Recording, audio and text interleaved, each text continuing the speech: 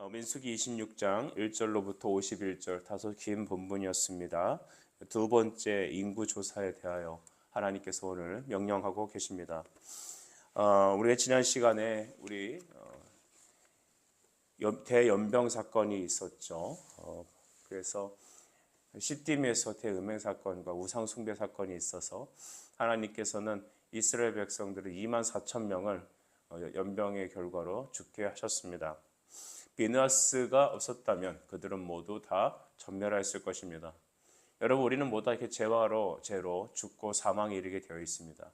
하지만 하나님께서는 우리를 사랑하셔서 그 아들 예수 그리스도를 통하여 십자가에 바로 비느하스의 일처럼 우리에게도 하나님의 진노를 십자가에 다 쏟으셨지 않습니까?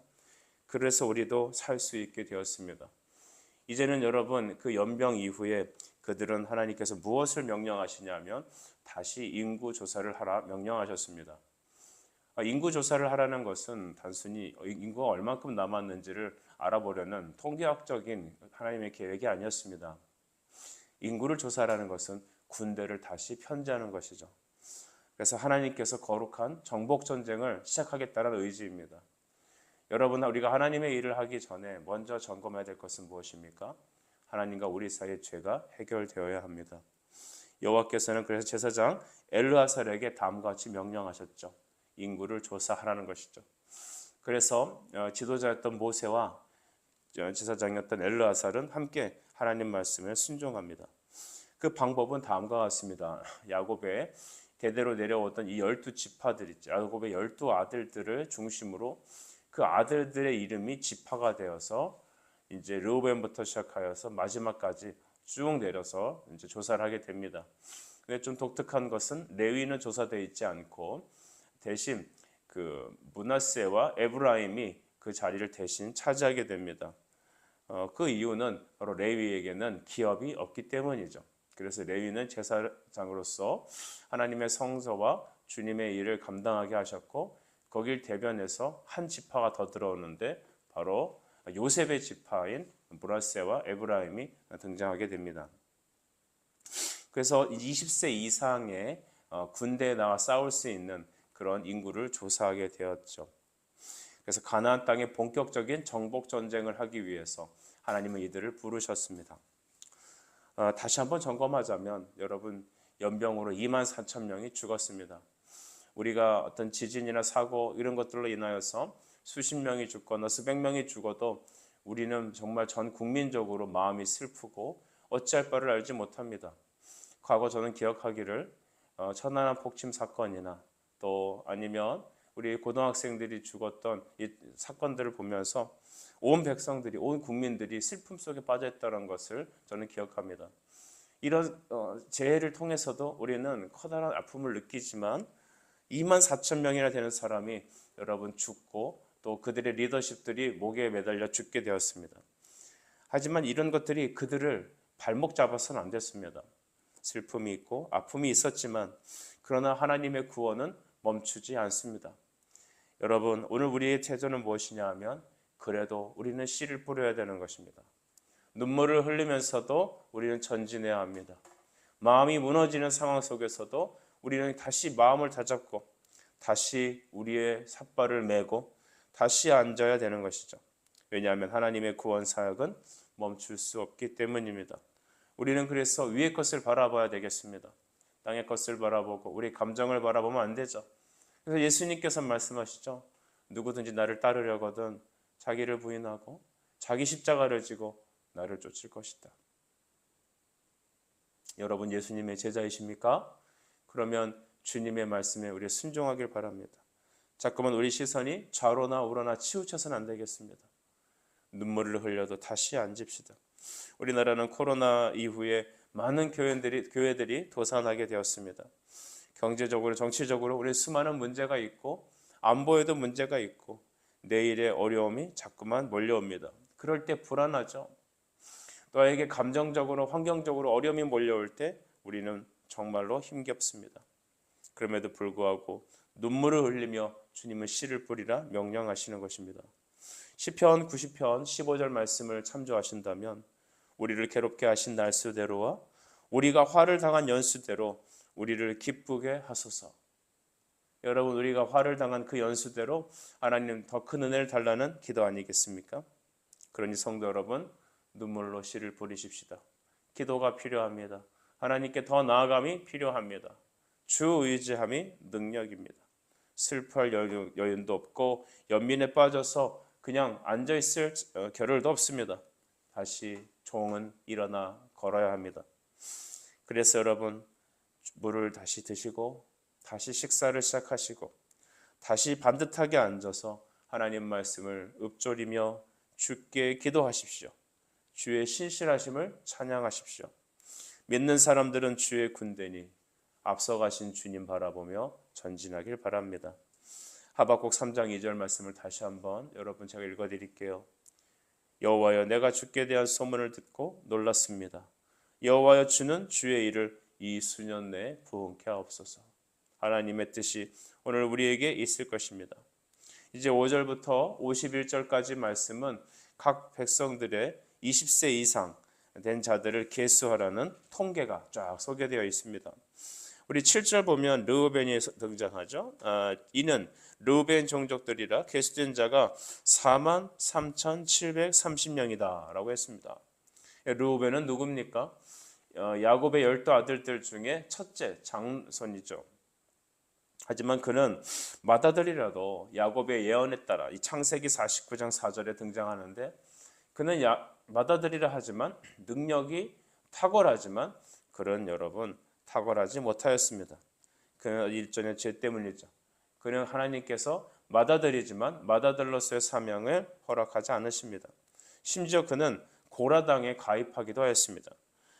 그래서 우리 10절 9절 말씀도 보면은 중후반절에 보면 고라 무리에 들어가서 모세와 아론을 거슬려 여호와께 반역할 때에 10절 땅이 그를 벌려서 그 무리와 고라를 삼키매 그들이 죽었다.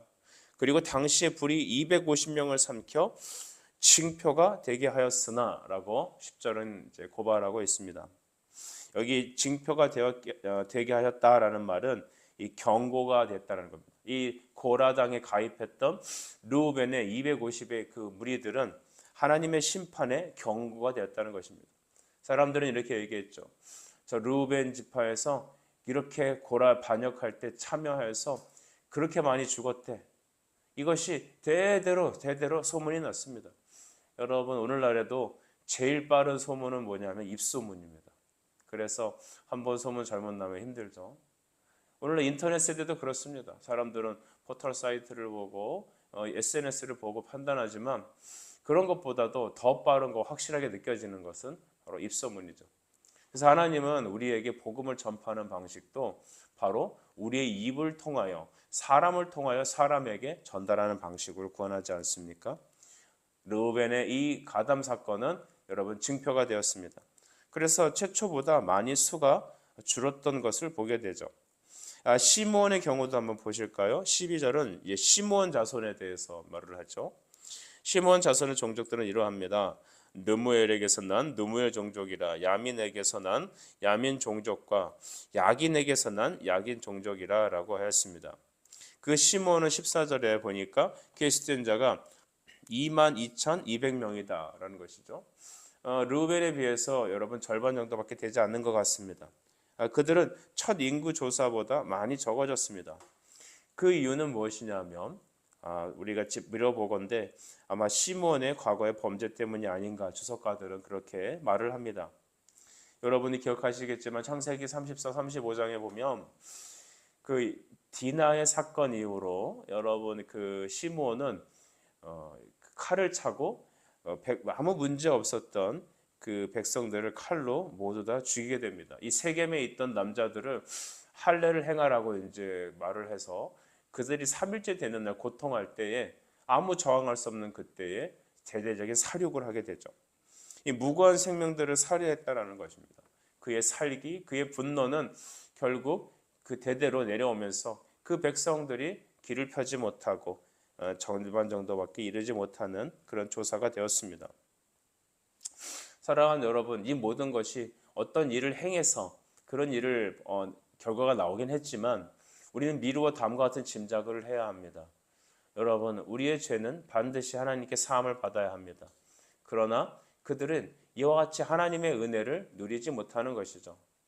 그래서 우리가 분노를 앞세우고 우리의 성품대로 살지 않기를 바랍니다. 우리는 가끔 이런 경우가 있죠. 교회석은 어디서건 간에 나는 한다면 하는 사람이야. 나는 뒤끝은 없어. 또 나는 이래. 나는 원래 성격이 이래. 나는 저래. 항상 우리의 삶의 모든 말과 행동의 주어가 나는 이래 라고 하는 것이 있죠. 우리의 모든 삶의 주어가 내가 아니라 우리는 바뀌어야 합니다. 예수님은 무엇을 원하시나? 하나님은 무엇을 기뻐하시나? 나는 이런 사람이야. 나는 한다면 하는 거야. 나는 아니라면 아니야. 항상 우리 예수의 사람은 나는이라는 나가 빠졌으면 좋겠습니다. 그래야 합니다. 시므온이 시므온 되었을 때 그 결과는 어떻습니까? 그들의 인구 계수를 통해서 하나님 보여주셨습니다. 하나님은 시므온도 사랑하시고 구원받기를 원하십니다. 하나님은 시므온 종족도 그들의 군대 안에 표현되어서 함께 보섭되어서 전쟁을 치를 것입니다. 그러나 그들의 쓰임받는 지경은 매우 미흡했습니다. 그렇다면 우리 유다도 한번 보게 될까요? 유다 자손들은 어떻습니까? 유다는 22절 보니까 유다 종족들이니 계수된 자가 76,500명이었다. 이렇게 기록되고 있습니다. 여러분 76,500명 어떻습니까? 굉장히 많은 숫자죠. 유다는 다른 12지파에 비교하여서 월등하고 탁월함을 드러냅니다. 유다는 뭐다 착하고 순종하고 열심히 살아갔느냐 그럴 수도 있지만 여러분 다 그것이 하나님이 은혜를 주신 거 아니겠습니까? 우리 교회가 여러분이 이런 하나님의 은혜를 누리는 사람들이 되었으면 좋겠습니다. 하나님의 은혜가 그에게 머물렀기 때문에 모든 상황에 그들은 믿음에 순종을 할 수 있었죠. 더 큰 은혜는 여러분 유다에게 예수 그리스도께서 오시지 않습니까? 유다의 자손으로 오십니다. 그래서 주님이 인정하시는 길은 형통하고 부흥과 은혜가 있습니다. 하나님께서 인정하시는 사람, 하나님이 은혜 주시는 사람, 주의 은혜를 입은 가정들은 이와 같습니다. 우리도 가만 보면은 다 못나고 여러분 삐죽삐죽하고 참 가까이 하기 어려운 부분들이 다 있습니다. 사람도 그렇죠. 가족도 그렇죠. 제일 가깝다고 하는 부부지간도 제일 사랑하는 아들, 딸들도 보면 참 이런 면들은 어렵습니다. 저런 면들은 가까이 하고 싶지 않습니다. 그러나 하나님의 은혜를 받은 그 사람은 형통한 것입니다. 주께서 인정하시는 길은 형통과 부흥의 은혜가 있습니다. 그래서 우리가 오직 구할 것은 주여 우리에게 은혜를 주시옵소서라는 기도가 먼저 선행되어야 합니다. 주의 은혜로 우리의 못난 것들이 꺾일 것입니다. 주의 은혜로 하나님 우리의 필요한 것도 채워주실 겁니다. 주의 은혜로 유다와 같이 흥왕하게 할 것입니다. 사도행전 1장 8절 말씀을 보면 오직 성령이 너희에게 임하시면이라고 했습니다. 여러분 이 말이 얼마나 우리의 가슴 떨리게 하는 말입니까? 성령이 너에게 임하시면 너희가 권능을 받을 것이다. 너의 힘으로는 아무것도 할 수 없어. 너의 힘으로는 르우벤밖에 안 되고 너의 힘으로는 시므온도 안 될 것이다. 그러나 성령이 너에게 임하시면 유다와 같이 너희는 나의 은혜의 장중에 붙잡히는 것이다. 여러분 우리가 하나님의 나라의 왕같은 제사장이요 거룩한 나라요 그의 소유된 백성으로 이 시간 예수 그리스도의 이름을 온 세상에 전파하는 하나님의 군대가 되길 바랍니다. 주님의 교회 되길 바랍니다. 그래서 주의 교회는 날마다 부흥하고 주의 은혜는 날마다 성취되는 것이죠. 그의 십자가의 성도들로 가득 차게 될 것입니다. 하나님 우리 교회가 이와 같이 아름다운 복음으로 말미암아 흥왕하게 하여 주시옵소서. 이 시간 이후로 이런 일들이 쭉 진행이 되다가 여러분 우리 아까 읽지 못했던 11절 말씀도 한번 다시 봤으면 좋겠습니다. 우리 11절 같이 한번 읽어볼까요? 11절 시작. 고라의 아들들은 죽지 아니하였더라. 여러분 당시 고라당으로 인하여서 수많은 사람들이 죽었습니다. 땅이 갈라지고 그 다음에 그들의 물건과 가산도 다 삼켜서 땅이 그것들을 삼켰습니다. 그러나 고라당이 하나님을 반역하였지만 11절은 뭐라 기억하십니까? 고라의 아들들은 죽지 않았다고 합니다. 우리 시편의 말씀들을 쭉 보면 이 고라의 자손들이 지은 시편들이 상당히 좀 많습니다. 여러분, 그들의 신앙은 오직 하나님의 은혜를 높이는 것입니다. 하나님의 은혜로 구원받았고 하나님의 은혜로 살았고, 비록 우리의 조상들은 하나님을 대적하여서 심판을 받고 불심판을 받았지만, 그러나 그렇게 행하신 하나님이 괘씸하고 하나님을 대적하고 싶고 하는 마음이 아니라 나 같은 죄인을 살려주신 그 은혜로 인하여 감사하는 마음들이 그대에 가득 찼던 것입니다. 우리는 어떤 지체들이 간혹 그런 얘기를 하죠. 목사님, 왜 어떤 사람은 구원하고 어떤 사람은 내버려 두십니까? 왜 어떤 사람들은 잘 되게 하시고 어떤 사람들은 왜 내버려 두십니까? 여러분, 그것은 하나님의 주권적인 은혜에 있습니다. 하나님이 우리의 주인이시지 우리가 하나님한테 뭐라고 할 상황은 아니죠. 마치 토기장이가 토기를 구운 다음에 토기를 귀하게 쓸 수도 있고 또 토기를 깨버릴 수도 있는 겁니다. 왜 나한테 이렇게 했느냐라고 하나님한테 항변할 수 있는 게 아닙니다. 다만 우리의 처지는 이 고라당의 후손들과 같이 그들은 하나님을 나를 살려주시고 나에게 이 미쁘신 복음을 알려게 하시는 그 하나님을 찬양하게 되는 것입니다. 고라의 부모들은, 고라당들은 다 심판을 받았지만 하나님은 그 자손들을 살리셔서 하나님의 예배를 수종들게 하는 예배의 종들로, 하나님을 찬양하는 찬양의 제사를 드리는 바로 그런 제사장들로, 레위인들로 주님은 삼아 주신 것입니다. 우리의 자랑은 어디 있습니까? 나 같은 죄인을 살리신 그 은혜의 놀라운 이 아침이 되길 바랍니다. 여러분, 하나님이 여러분 살리신 그 은혜, 나에게 구원 주시고 생명 주신 그 은혜 놀랍게 찬양해야 되지 않습니까? 제가 평소에 잘 교제하는 어떤 목사님께서 이렇게 얘기했습니다.